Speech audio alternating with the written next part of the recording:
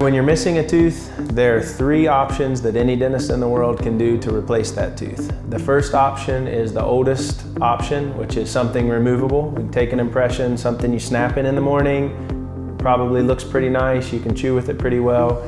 The benefit of that solution is it's the most cost effective. The next best option is a bridge. A bridge is when you grind on and put a crown on the tooth behind the space and grind on and put a crown on the tooth in front of the space, and the tooth goes in between. The advantages are it feels pretty much like a natural tooth.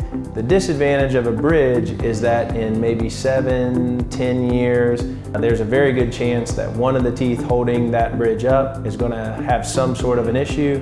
Then all of a sudden you've got 3 teeth worth of problems rather than 1. Dental implant, which is probably the best solution, is that you replace a single tooth or multiple teeth.